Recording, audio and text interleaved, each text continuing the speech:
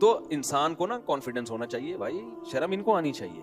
تو اللہ اکبر کا نام لیتے ہوئے کیوں شرم ہے؟ اس کے بعد سے کبھی سفر میں ہو تو پھر مجھے وہ واقعہ لازمی یاد آتا ہے. نبی صلی اللہ علیہ وسلم نے فرمایا اللہ کو اس شخص پہ بہت پیار آتا ہے, بہت فخر کرتے ہیں اللہ تعالیٰ, جو جنگل میں ہو, نماز کا ٹائم ہو, اذان کہے اور نماز, حالانکہ کوئی جماعت میں اس کے ساتھ شریک ہونے والا نہیں ہے, لیکن اپنی ڈیوٹی پوری کر رہا ہے وہ. تو اس لیے شاعر اسلام کا اظہار. لوگوں کو حج کرتے ہوئے بھی شرم آتی ہے احرام میں. بعض لوگ ایسے بھی نالائق ہیں, ایسے بھی نالائق لوگ ہیں. میں چند سال پہلے حج پہ گیا تو ایک عالم نے واقعہ سنایا کہ امریکہ سے ایک فیملی آئی, میاں بیوی, بہت ہی عیش و عشرت میں پلے ہوئے لوگ تھے. شوہر نے بیوی کو کسی طرح سمجھا بجھا کے چلو بیگم حج پہ چلتے ہیں, حج پہ چلتے ہیں, حج پہ چلتے ہیں, لے آیا وہ. بیگم صاحبہ کا وہاں کے جب ماحول دیکھا, ظاہر ہے ٹینشن والا ماحول ہے, عورت پہ پابندیاں ہیں کہ چہرے پہ کپڑا نہ لگے, اور شوہر بھی وہ دو کپڑوں میں, وہ بڑے بڑے آفیسر, ہر طرح کے لوگ, بادشاہ لوگ بھی وہاں دو کپڑوں میں ہوں گے بھائی, ایک نیچے لنگی ہے اوپر ایک چادر ہے. تو پرسنالٹی تو کہاں گئی پرسنالٹی. تو مولانا نے مجھے بتایا کہ ہمارے گروپ میں وہ جوڑا تھا, تو وہ خاتون اتنا غصہ, احرام میں, حج کے احرام میں آنے کے بعد تو آپ نکل نہیں سکتے نا, تو حج بھی فرض ہو گیا آپ کے اوپر, پھر اگر آپ احرام سے نکلو گے تو دم بھی واجب ہے. تو بھائی عرفہ کے دن تھوڑا سا قیام کر لو تاکہ آپ کا ایک رکن تو ادا ہو جائے نا, باقی چیزوں کی تلافی قربانی دم سے ہو جائے گی. نہ عرفہ سے ایک دن پہلے بھاگ گئی وہ, اور کہا مجھے رہنا ہی نہیں ایک سیکنڈ کے, حالانکہ مسلمان تھی, رہنا ہی نہیں ہے مجھے, ماحول ہی مجھے پسند نہیں ہے, ملاؤں کا ماحول نا, مولویوں کا بالکل سارے عجیب سا, ایک ظاہر ہے سارے دیوانے وار گھوم رہے ہوتے ہیں, مستانوں دیوانوں کی طرح گھوم رہے ہوتے ہیں, کنکریاں مار رہے ہیں اور ادھر سے ادھر جا رہے ہیں, عجیب بدحال. کتنا بھی وی آئی پی حج ہو نا, 5 دن ٹھیک ٹھاک ٹینشن ملتی ہے حج میں. میں نے 2013 میں بہت وی آئی پی حج کیا تھا, بہت وی آئی پی حج, اس کے بعد بھی اللہ نے کروایا مجھے. تو اس وقت اندازہ ہو گیا کہ جتنا بھی وی آئی پی حج ہو, جتنا بھی مہنگا حج ہو, 5 دن حج میں ٹینشن ہی ٹینشن.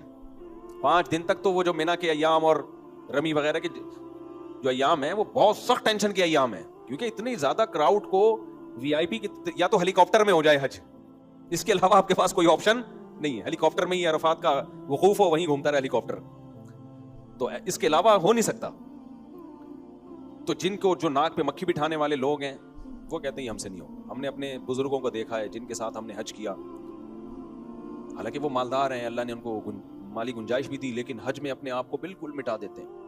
عرفات کے دن جن میں تکبر ہوتا ہے وہ کیا کرتے ہیں, بڑے نفیس اسٹائل میں نا, چلو اب آ گئے حج کرنے, خیمے میں جائیں گے اسی کے اندر, پراٹھے کھا رہے ہوں گے, پکوڑے کھا رہے ہوں گے وہاں بیٹھ کے, ٹھیک ہے نا. یہ بھی غنیمت ہے, نہ کرنے سے اچھا ہے. چلو آپ نے وقوف عرفہ کر لیا, لیکن وقوف عرفہ کی سنت کیا ہے؟ اپنے آپ کو ذلیل کرنا, اپنے آپ کو مٹانا. حج نام ہی اسی چیز کا ہے. تو اللہ, جو اللہ والے لوگ ہیں جو اپنی پرسنالٹی کو رکھ کے آتے ہیں کہ یہاں دیوانوں کی طرح حج کرنا ہے, وہ کیا کرتے ہیں عرفات کے دن؟ ہم نے ان کو دیکھا ہے کہ اپنی ناک مٹی میں رگڑ رہے ہوتے ہیں, وہ دعائیں مانگتے ہیں, سجدہ کرتے ہیں, نماز پڑھتے ہیں میدان میں مٹی میں, اور دھوپ میں اپنی ناک مٹی میں رگڑ رہے ہوتے ہیں. تو اپنی اللہ کے سامنے جو ہے نا اپنی پرسنالٹی اور ایٹیٹیوڈ, یہ سب چیزیں کہاں رکھ دینی چاہیے؟ ہاں, یہ سسرال میں چلتی ہیں. سسرال میں جب جاؤ تو ڈبو کے مت کھاؤ, سسرال میں جب جاؤ تو چینی کم ڈالو, کیونکہ غریب لوگ چینی بھر بھر کے چمچ ڈال ڈال کے پیتے ہیں, مالداروں کو سب کو شوگر ہوتی ہے. اگر آپ کو شوگر نہیں ہے اس کا مطلب آپ غریب آدمی ہو. کچھ بیماریاں مالداروں کی ہوتی ہیں, آپ کو ہر مالدار کی جیب میں کچھ ٹیبلٹس ہوتی ہیں, یہ صبح یہ پیناڈول تو ایسے ہوتے ہیں ان کے یہاں جیسے کوئی مسئلہ ہی نہیں ہے نا. تو سسرال میں آپ اپنا ایٹیٹیوڈ دکھاؤ, جا کے سب شو بازیاں دکھاؤ اللہ کے سامنے. جب اللہ کا حکم ہے تو بھائی سب سے پہلے کون ہے؟ اللہ ہے, پرواہی نہ کرو. نبی صلی اللہ علیہ وسلم نے فرمایا جتنا پراگندہ حال ہوگا نا اللہ کو وہ حاجی اتنا زیادہ محبوب ہوگا. جتنے بال بکھرے ہوئے, کیونکہ حج میں کنگھی نہیں کر سکتے آپ.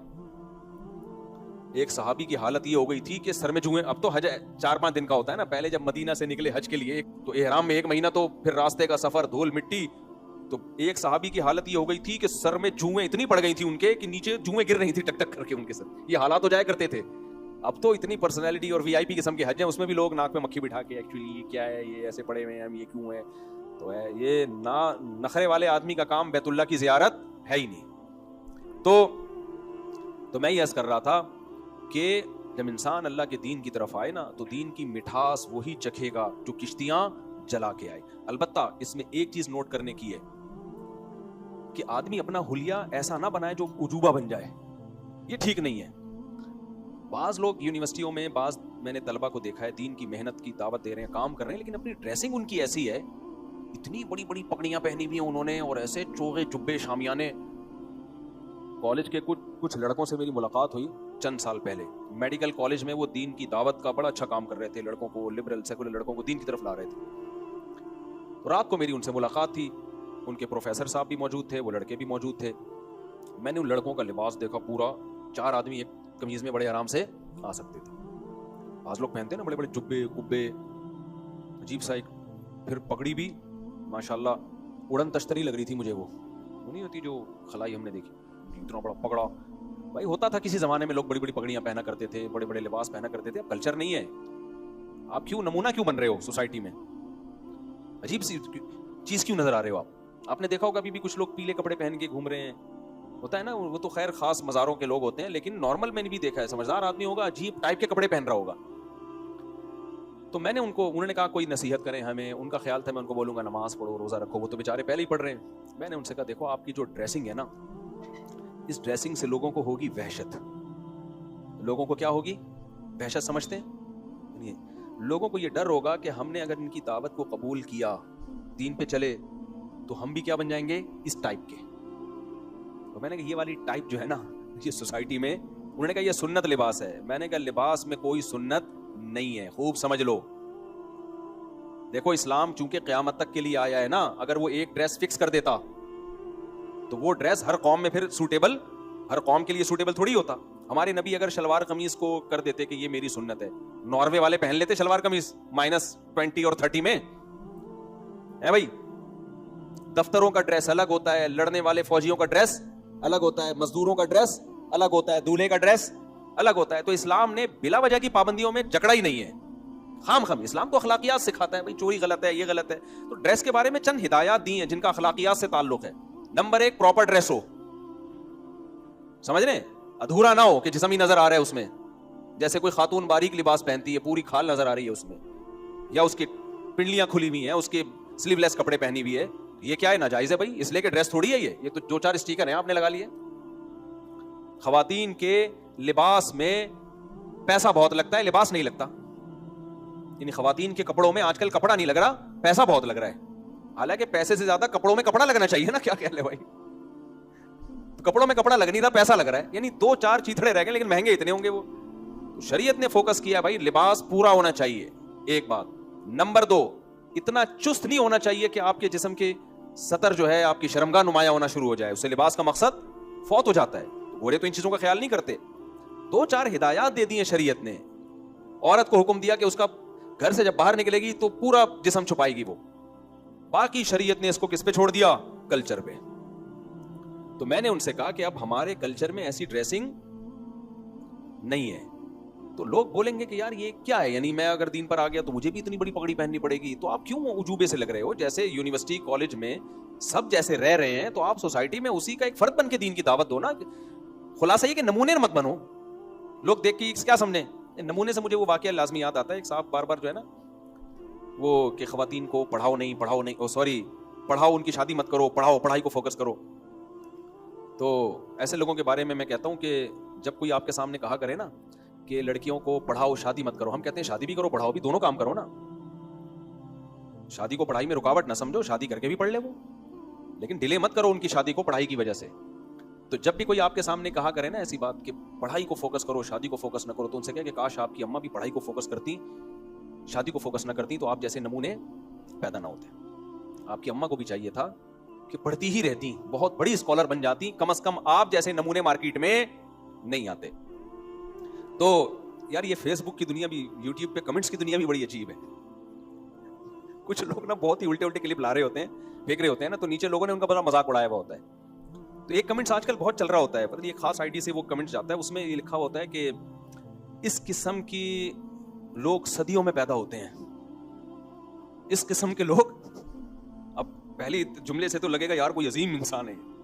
کہتے ہیں اس قسم کے لوگ صدیوں میں پیدا ہوتے ہیں کیونکہ اکثر مائیں ایسے بچوں کو پیدا ہونے سے پہلے ضائع کرا دیتی ہیں. ماؤں کو پتہ چلتا ہے نا کہ اس طرح کی چیز مارکیٹ میں آنے والی ہے, پیدا ہونے سے پہلے ضائع کرا دیتی ہیں, اس لیے اس قسم کے لوگ صدیوں میں پیدا ہوتے ہیں.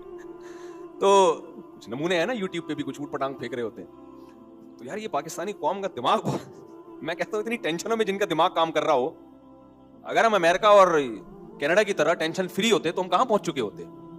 چاند پہ پہنچنا تو دور کی بات, ہم چاند کو زمین پہ اتار کے لائے ہوئے ہوتے, بولے چاند آئے گا ادھر. اچھا خیر, کیا کہہ رہا تھا یار میں, ایک تو بتائیں میں. ہاں تو وہ اتنی بڑی پکڑی, وہ خیر انہوں نے میری بات پہ ناراض ہو گئے. میں اگر میرا بیان دوبارہ سنے تو میں ان سے دوبارہ سوری کر لیتا ہوں. وہ ناراض ہو گئے, نہیں یہ نہیں فلانا ڈمکانا, یہ کیا ہم تو اپنے لباس کو پروموٹ کریں گے. میں نے کہا بھائی کیوں لباس کو اتنا زیادہ لباس کو فوکس کیوں کر رہے ہو؟ تو بہت زیادہ ہے بات, شلوار قمیض پہن لو آپ, تھوڑا سا اچھے اسٹائل کی شلوار قمیض ہو, تھوڑا ویسٹ کوٹ ہو. آپ پینٹ شرٹ نہیں پہننا چاہتے تو اب doctor Zakir Naik pant shirt پہن کے آتے ہیں نا.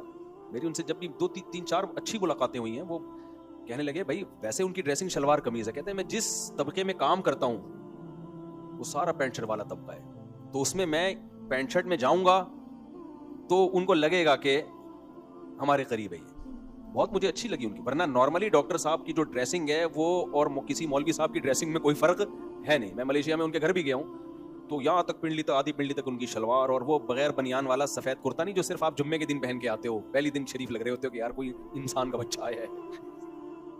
جمعے کے دن نہیں کرتا, بغیر کرتے کے لوگوں نے اکثر جمعے کے لیے رکھے ہوئے ہوتے ہیں یا عید کے لیے رکھے ہوئے ہوتے ہیں, اب تو وہ بھی گئے. تو میں شلوار قمیض ہی کو زیادہ بہتر سمجھتا ہوں. یہ میری ذاتی رائے ہے, کسی کو اس سے اختلاف بھی ہو سکتا ہے. لیکن بہرحال تو یونیورسٹیوں میں کام کرنے کے لیے ضروری ہے کہ آپ کوئی ایسا ڈریس نہ پہنے کہ وہ آپ کو کیا سمجھیں بھئی یہ کوئی الگ ہی چیز آ گئی مارکیٹ سے. ایسا نہیں ہونا چاہیے. ہاں جس چیز پہ شریعت نے آرڈر دیا ہے اس پہ کمپرومائز نہیں کرنا. داڑھی رکھنا شریعت کا حکم ہے. اب آپ یہ نہیں ہو سکتا کہ شیو کرنا شروع کر دیں دین کی تبلیغ کے لیے تاکہ میں بالکل ان جیسا نظر آؤں. نہ بھائی, یہاں کس کی ہدایات ہیں؟ اسلام کی ہدایات. داڑھی رکھنی پڑے گی آپ کو. اسلام کے جو احکام ہیں ان پہ کمپرومائز نہیں کیا جا سکتا. مثال کے طور پر آپ نماز پڑھنے سے ملا لگ رہے ہیں تو آپ نے ان کو دین کے قریب کرنے کے لیے نماز ہی چھوڑ دی, تو یہ تھوڑی جائز ہے بھائی. پھر قریب کس کے کرو گے؟ دین کو داؤ پہ لگا کے تھوڑی دین کی تبلیغ کی جا سکتی ہے. لیکن ایسا رویہ ان کے ساتھ رکھنا جس سے آپ نمونے لگو ان کی نظر میں. اتنی بڑی پگڑی, ٹھیک ہے ایک زمانے میں مسلمانوں میں رواج تھا, جتنی بڑی زیادہ پگڑی ہوتی تھی نا اتنا زیادہ کوئی سردار سمجھا جاتا تھا. اور سرداروں میں اب رواج ہے بھی تو جہاں ہے وہاں پہنے.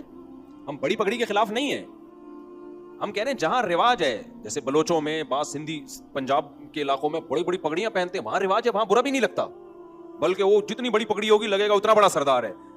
تو شریعت میں کلچر کی بلا وجہ کی مخالفت کا حکم نہیں ہے. کلچر ہی کو فالو کرنا چاہیے جب تک وہ کلچر شریعت کے خلاف نہیں ہے.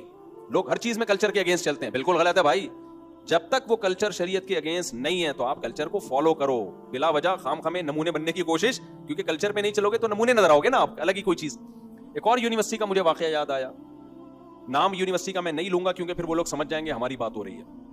وہاں بھی کچھ نیک پرہیزگار لڑکے گئے, بہت ہی لبرل یونیورسٹی ہے وہ, بہت بے حیائی ہے اس میں, بہت ہی ہائی یعنی بڑی یونیورسٹی ہے, ہائی لیول کی. لڑکوں نے وہاں کام کرنا شروع کیا, دین کی دعوت, بہت تیزی سے لڑکے دین پر آنا شروع ہو گئے. اب جو لڑکا دین پر آتا اسے وہی والی پگڑی, وہی والا چوغا جو انہوں نے پہنا ہوتا نا, اسی قسم کی ڈریسنگ. اچھا اللہ نے برکت اتنی دی نا کام میں, انہوں نے جب دعوت دینا شروع کی لڑکوں کو, کسی بزرگ سے بیعت بھی تھے وہ, تو کیا ہوا وہ سارا ان کا نیٹ ورک بڑھنا شروع. تو اب جب یونیورسٹی نے دیکھا کہ یار کچھ لڑکے بالکل ہی الگ ڈریس میں اور الگ سی ان کی لباس, تو یہ یونیورسٹی ایسا لگ رہا ہے 2 دھڑوں میں تقسیم ہو رہی ہے, دھڑے بندی ہو رہی ہے اس میں. بھائی یونیورسٹی کو اس سے کیا غرض کہ کوئی داڑھی رکھے نماز پڑھے, ان کو تھوڑی اس سے. لیکن جب سب کی ڈریسنگ ایک جیسی ہونا شروع ہو گئی, یونیورسٹی نے ان کو ٹک سب کو باہر نکال دیا. بولا انسان کے بچے بنو, یونیورسٹی کے بقول بچے تو بن نہیں رہے تھے, انسان کے بچے نکلو یہاں سے, سب پابندی لگا دی. تو پھر جامع رشید آئے ہمارے پاس کہ ہم اتنی دین کی دعوت کا کام کر رہے تھے اور یہ دیکھیں کیسی لبرل یونیورسٹی ہے, سب کو ٹھڈے مار کے باہر نکال دیا. ہمارے استاد نے بولا تم بھی تو کیا کر رہے تھے, یونیفارم کیوں بنایا ہوا تم نے؟ دین میں یونیفارم ہے کہ اس کلر کی پگڑی, اس کلر کے کپڑے. فوجیوں کا یونیفارم ہوتا ہے, پولیس کا یونیفارم ہوتا ہے, مذہب کا کوئی یونیفارم تھوڑی ہوتا ہے. بھائی جو پہن رہے ہیں وہی پہننے دو یار, ان کو تھوڑی بہت ہدایت دے دو یار, یہ کچھ زیادہ پینٹ پتلی ہو گئی ہے, تھوڑا سا اس کو کیا کر لو, تھوڑی سی اس کو ڈھیلی کر لو. 2-4 ہدایات ہیں, تو اتنا آپ نے بھی تو ایک پورا دھڑے بندی کا ماحول بنا دیا تھا. لگ رہا تھا کہ نیا فرقہ وجود میں آ رہا ہے. تو بعض دفعہ ہم خود غلطیاں کر کے اپنے پاؤں پہ کلہاڑی مار رہے ہوتے ہیں. تو اسی طرح میں ان لڑکوں کو بھی کہتا ہوں جو دین پر آتے ہیں, اپنے خاندان میں دین پہ مضبوطی سے چلو, نمونے بولو مت بنو. لوگ یہ نہ بولے ہمارے خاندان میں ایک نمونہ پیدا ہو گیا ہے, ایسی حرکت. یہ سب چیزیں ہم بھگتے ہوئے ہیں. ہمارے خاندان میں تو نہیں, خاندان سے باہر کوئی ریلیٹو تھے, ان میں ایک نمونہ پیدا ہوا تھا. تو یہ جب چیزیں جو شریعت کے جو مقاصد ہیں ان کو زیادہ فوکس کرنا چاہیے. ایک صاحب نے چکن کھانا چھوڑ دی کہ ہمارے نبی نے پتہ نہیں یہ والی چکن نہیں کھائی تو دیسی چکن. بھائی تم ویسے ہی چھوڑ دو, تمہیں ڈاکٹر نے منع کیا, مذہب کا لیبل لگا کے چکن مت چھوڑو. اچھا مذہب میں یہ چیز بھی ہے کہ پولیو کے قطرے پلاتے ہیں تو یہ مذہبی آدمی نہیں ہے, پولیو کے قطرے نہیں پلاتا تو دین پر کیا ہے, پکا اور مضبوط ہے. بھائی اس کا مذہب سے کوئی تعلق بولو نہیں ہے. جن چیزوں کا میڈیکل سائنس میں مذہب سے تعلق ہے ان کو تو فوکس کر نہیں رہے. موٹاپے کو ہمارے نبی نے ناپسند کیا. ایک موٹاپا قدرتی طور پر ہوتا ہے, نیچرل ہے, قدرت کی طرف سے. بڑے بڑے بزرگوں کو میں نے دیکھا بہت وزن ہے, حالانکہ کھاتے صرف ایک ٹائم ہے. بعض صحابہ بہت بھاری جسم کے تھے, وہ تو ایک الگ چیز ہے. کھا کھا کے جو موٹاپا پیدا ہو, تیجا کبھی کھا گیا, 40 میں کے بریانیاں پھوڑ دی, محرم کے حلیم پھوڑ دیے, پھر اللہ بھلا کرے کنڈے پھوڑ دیے, پھر ابا کے انتقال پہ سویم پھوڑ دیا. کسی کے ابا کے, اپنے ابا کے انتقال پہ تو نہیں پھوڑتے, دوسروں کے ابا کے انتقال پہ کیا پھوڑ دیا, سویم پھوڑ دیا. پھر شب برات کا حلوہ پھوڑ دیا, اور اللہ بھلا کرے 11ویں شریف پھوڑ دی, عید میلاد النبی پہ زردے کی دیگ پھوڑ دی. پھوڑ پھوڑ کے ہمارے توندیں کیا ہو گئیں, نکل گئی. صرف توند کا تذکرہ کر رہا ہوں, باقی بھی چیزیں نکل جاتی ہیں, لیکن فی الحال فوکس میں کس کو کر رہا ہوں, توند کو. یہ والی توند اسلام میں حرام ہے. اتنی شدید وعیدیں ہیں نا اس پر, آپ حدیث اٹھا کے دیکھو. ایک قدرت کی طرف سے پیٹ نکلتا ہے, جن لوگوں کو قبض ہو, پیٹ خراب ہو, ہوتا ہے. ہم نے بڑے بزرگوں کو دیکھا ہے ایک ٹائم کھاتے ہیں بہت تھوڑا, لیکن وزن بہت زیادہ ہے. بھائی وہ تو اللہ کی بنائی ہوئی باڈی ہے نا. میں اس لیے بار بار یہ وضاحت کرتا ہوں کہ کسی بھاری جسم والے کو دیکھ کر بدگمان ہونے کی اجازت نہیں ہے, کسی بڑھے ہوئے پیٹ والے کو دیکھ کر بدگمان ہونے کی اجازت نہیں ہے. یہ قدرت کی طرف سے بھی ہوتے ہیں کچھ چیزیں, اور کچھ ایسے پھوڑتے ہیں لیکن وزن نہیں بڑھتا ان کا.